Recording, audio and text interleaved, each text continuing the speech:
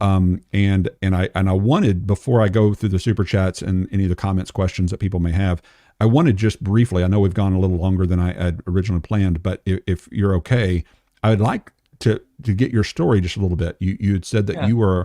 you affirmed Calvinism. You're a D.A. Carson fan. You affirmed Calvinism. Tell us a little bit about that. Why you were a Calvinist and what kind of led you out. Give us a little Sure. synopsis of your life. Yeah.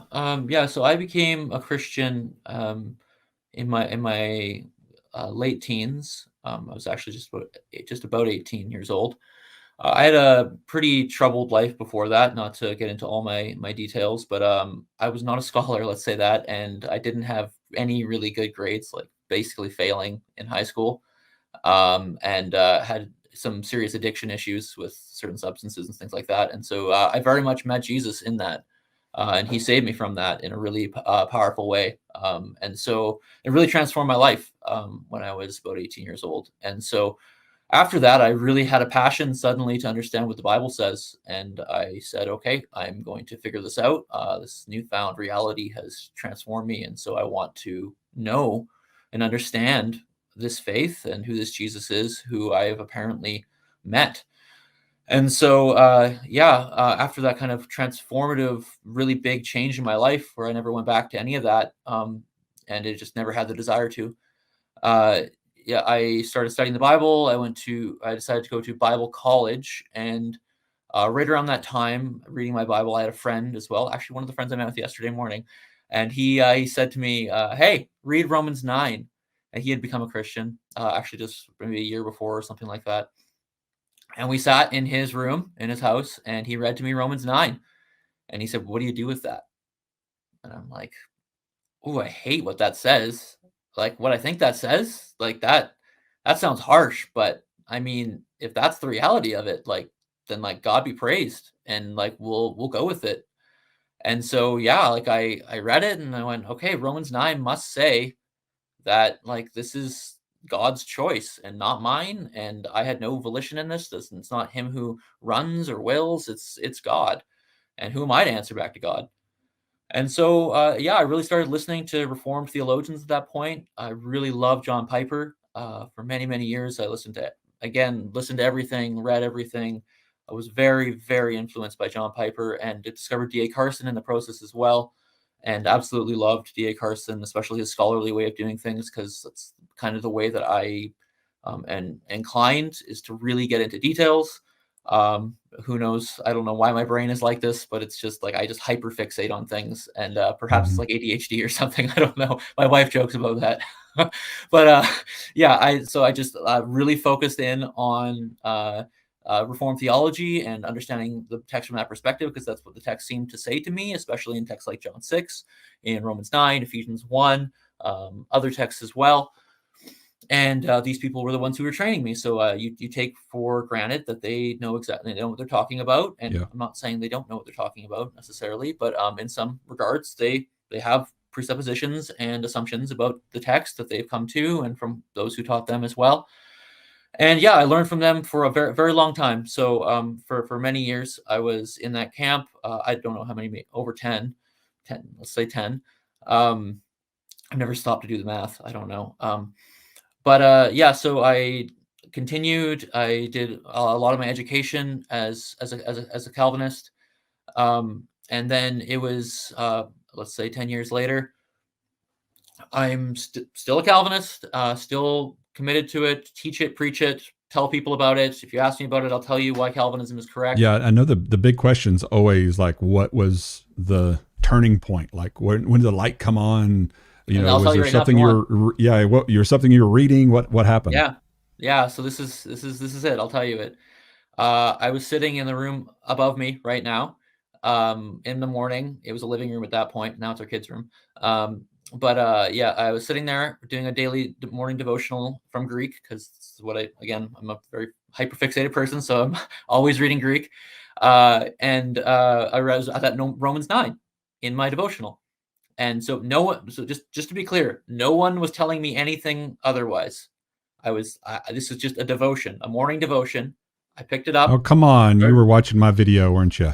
Sorry, buddy. I had never heard of you. You read my book. You were reading Never my heard of book. you. I'm sorry. Yeah. And I get to Romans 9. I'm reading Romans 9, and I get through it in Greek once, and I just stop. And I go, wait a second. Wait, what? And I go back and I read it again. And I go back and I read it again. And I go back and I read it again. Now I start taking the Old Testament citations, and I go back to the Old Testament and I start reading them. Oh, just jumping around all over the Bible, aren't you? Just jumping around. Well, whoa. I'm going to where Paul cites in Romans 9. I go back. You don't know the history. You don't know the history of the accusations, because that's what I did in my debate. Is I cite the Old Testament passages, and he accuses me of just jumping around all over the Bible. Well, that's what Paul cites. So. Exactly. That's my point. It's Paul's citations. You have to look at Paul's citations. Okay, go ahead. Sorry. I should have interrupted you. Go ahead. No, it's fine. It's fine. And I'm reading, and I just start going back, and I read those full passages, full like chapters, like of context. What is going on in this chapter, in these chapters in Genesis, Malachi, and Hosea comes a bit later. You've got Exodus. So all of these different passages. And I kid you not, probably 3.5 hours later, of just sitting and reading and going back and forth, I just sat and I went, I can't believe it. I think I'm wrong. I don't think this actually says what I thought it said. I think this is talking about Israel. I think this is talking about God, God does not choose things on the basis of biology, and he can define Israel in any way he wants to define Israel. And that's his choice and his prerogative. And it's a Jew who is arguing against him, going, you'll find fault, or why does he still find fault? Who can resist his will?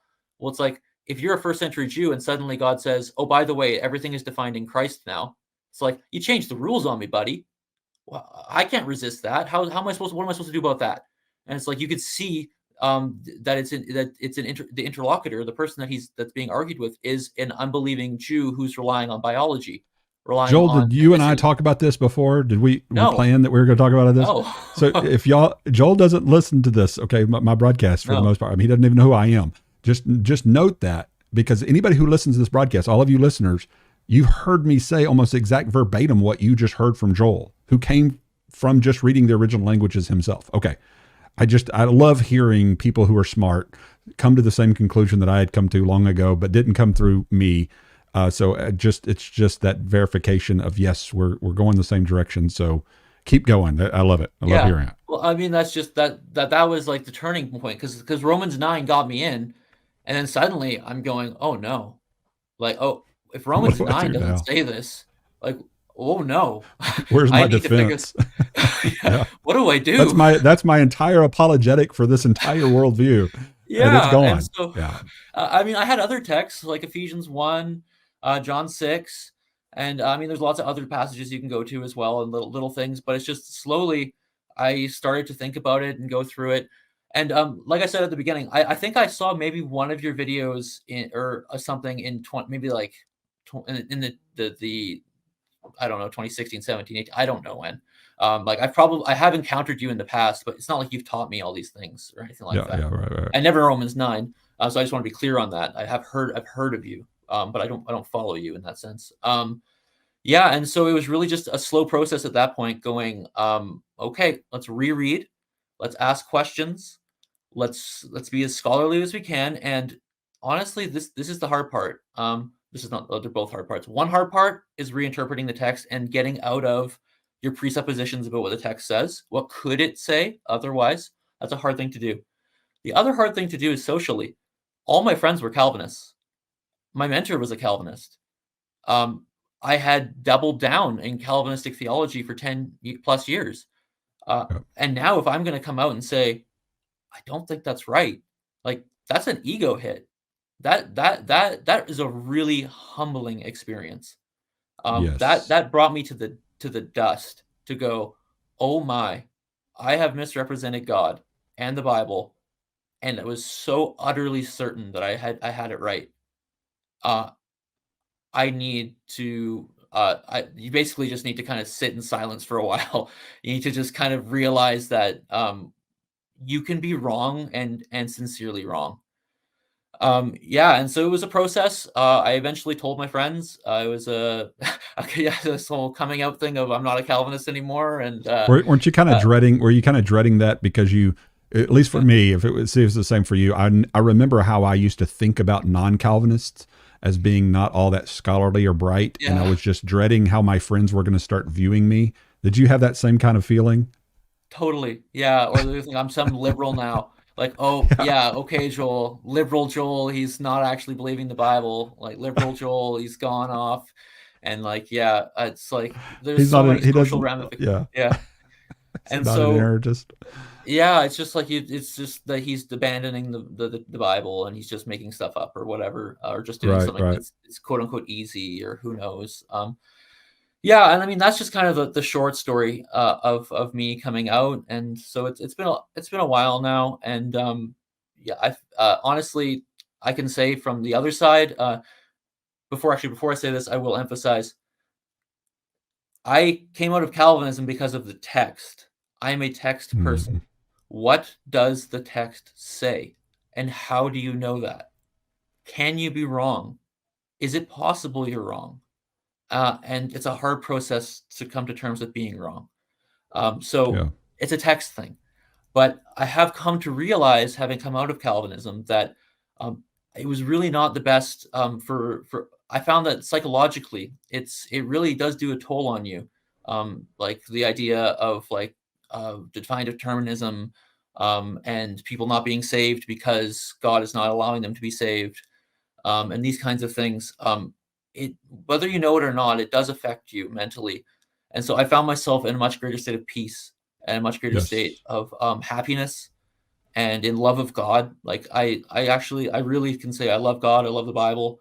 Like I really enjoy what I do, and I'm constantly just surprised by what I find and Yeah. new things that I find and old things that become wonderful again. And yeah, it's a much better place. And I think there are probably like psychological things that we could talk about, which we don't need to right now. And other people have probably Yeah. done them Yeah. much better than I could.